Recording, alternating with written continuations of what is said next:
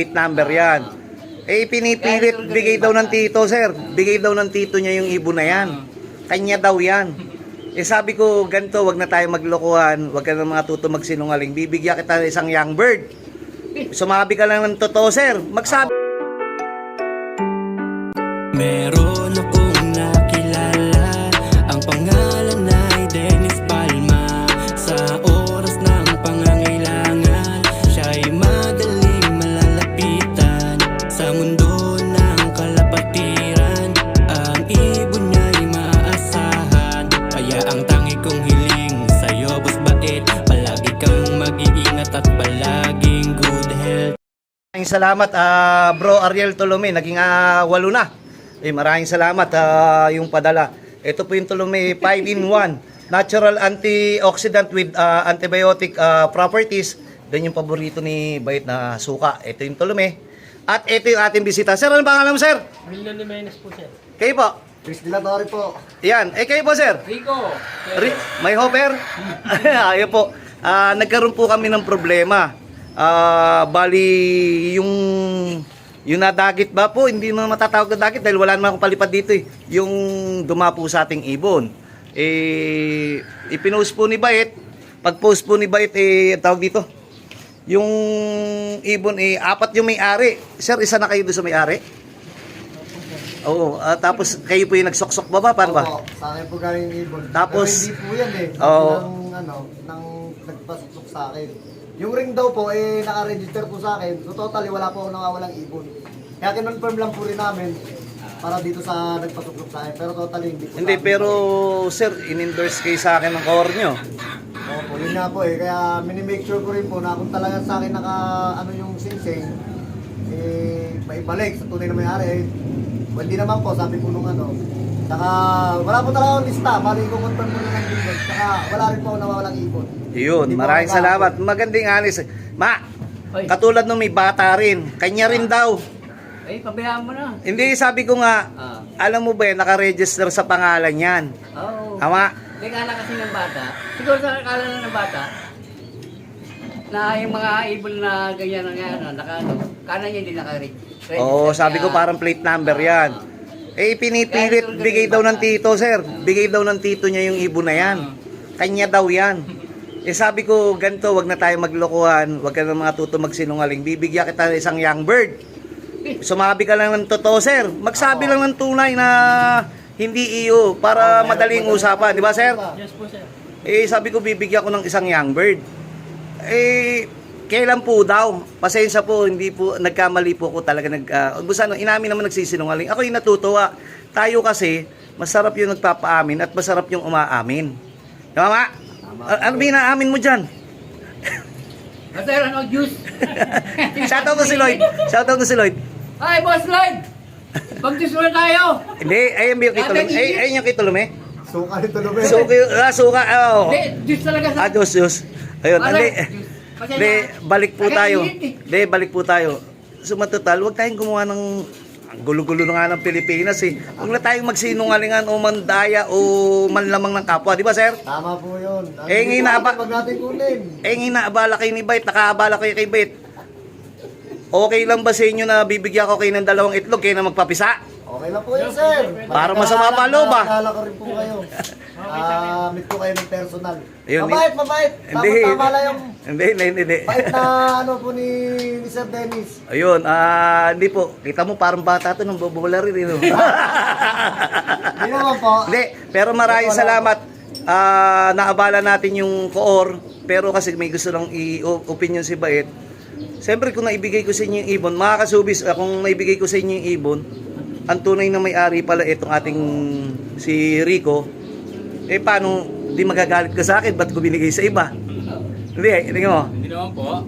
Kahit ka naman magalit sa akin, bibigyan naman kitang 2.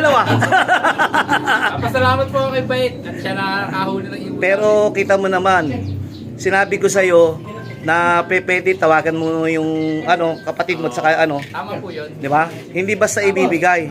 Ituto pa rin natin na didiretsuhin. Di ba? Po eh. Ay, may tumatawag po. Ito po. Ayan po, Sir Dennis. ikino-confirm lang po na yung ibon ay hindi kanila. Pero may mga lapses, pero part yan eh. Mamaya po natin tuloy, may kausap po eh. Sige po. What's up mga ka-showbiz? Naman ito, hindi pa kasama yung history niyan dahil hindi naman namin alam yung history. Sir, anong history niyan sa'yo? Pumasok sa kulungan, boss. Yun ang history. Then, anong tingin mo sa ibon? Healthy. Healthy, boss. Tingin mo, panlaban siya eh, no? Oo, boss. Galing to ng Anong singsing? Mondragon, boss. WPFC. Mondragon Cup. Then, Ring number, boss. ring number WPFC 1. 2 pala. 278. 27893. 27893. Ganito sir, itatanong muna natin kay paring Emil Romero kung kanya yung ibon. Kasi kita mo, parang mga ibon ni paring Emil, gawa nga ng ano? Gawa nga sir na wala nang pupuntahan yung mga ibon ni paring Emil Romero. Ipapaliwanag po natin. Pero kung hindi po sa kanya, pakakawalan po natin. Hindi naman po natin pwede pamigyan dahil hindi naman atin. Iyon. Sir, ano muna, quarantine muna. Kasi ganito po yan, papaliwanag ko po. Yung, kung ano nyo po, yung loob po ni paring Emil Romero, nandun po sa ano? Nandyan po dati. Hanggang 5th floor po yun. Ngayon wala na po, kahit isa natibag na, napalitan na po ng pag-asenso o ng pag-unlad. Yun po yung tinatawag na pag-unlad, pero nakakasakit. Siyempre, unang-una, meron kang maganda kagad na, o mabilis na, tawag dyan na, transportasyon, sabi nga ni Mang Lloyd. Ang tawag dito, kaso mauubos sa mga kapitbahay mo. Unang-una, mga kaibigan mo, mga kababata mo, mga kumpare, mga katambaya mo, at mga kainuman mo, at kaibon mo. Siyempre pagka ganun, o nga po, maganda yung maganda po yung pag-unlad, pero marami rin po kapalit ang pag-unlad. Katulad po niyang PNR, 5 taon po yung isinarado, di hanap buhay po ni Bayet, may kapalit din po ng paghina. Pero part po yan para sa nakakarami. Sige po, wala tayong problema dyan. Ang inaano nga lang po natin, yung ibon, pag pinakawalan po natin, kung kay paring Emil Romero yan, sir, kung kay paring Emil Romero yan, wala na pupuntahan yan, homeless. Pero alam mo bahay ni paring Emil ngayon? Ay, dito, boss. Kapitbahay natin sa baba. Ayun po, lumipat po si paring Emil Romero dito sa tabi ko. Nagplaplano po kami, pero hindi pa namin napapag-usapan. Kinausap na ako. Sir, Boss.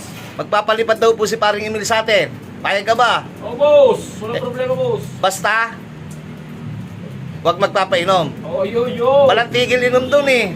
Iyo ko, boss, ino. Papalo na Ayun, tayo. palit na tayo ng record book. Tagal-tagal yan, tapo mo na yan. WPFC.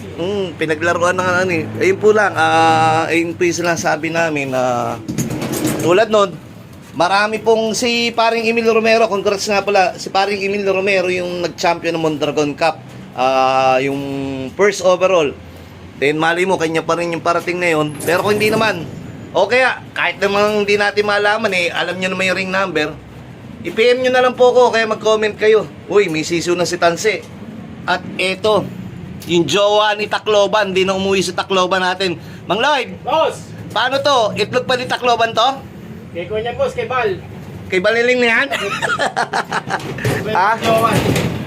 Ano tingin mo, Pok. Pero mamaya mag-usap tayo kasi may mga katanungan na hindi natin nasasagot. Kung paano ba yung basehan ng pagbili, paano ba titingin o paano magsisimula. Ang daming katanungan eh. Ang gawin na lang, boss. Manghingi na lang. Manghihingi na lang hindi. Ito si Tanse. Susuksukan po natin kasi meron po kaming itong isang ring dito. Sir, Boss. para malabo yung camera ko si Tanse, ito po. Susuksok natin yung isa. At kami po, ayan, plano po namin i-out kung sakali yung isa. Ipanlalambing po sa pamilya ni Mang Lloyd. Boss. At ipanlalambing po sa pamilya ko. Magmamahal na araw eh. Maliligo daw po kami sa batya. Kasama ka ba? Oo, boss. Siyempre. Sino kasama mo? Si Rhea. Hindi ba uwi si Rhea? Hindi. Kami na dalawang maiwan, boss. Saan? Dito sa Manila. Paano yung mga bata? Nauwi na, boss, si FF taka si Chelsea. Yung isang bata kasama. Sa bagay, hindi pa nakakapunta sa reso si Madam Rhea, no? Oo, boss. Si Kay, uwi na rin sa... Sige, bibigyan kita ng tent doon para gumawa kayo ng bata doon. Maging kumpare na tayo. Kaya pa ba? Yaw! Kaya pa, hindi na? Yaw! Hindi nga. Ano, boss? Tali na! Patanggal mo. Tanggalin ang ball. Dapat kasi yung iyon tinatali, hindi yung kanya. Ano? Mamaya na po uli. Regarding po sa tanungan, subukan natin. Mas maganda sana, sir, kung meron tayong ibang bisita na sila magtatanong. Kasi baka mamaya sabihin, scripted na yung katanungan eh, di ba? Manghingi na nga lang. Manghingi na lang. Sige po.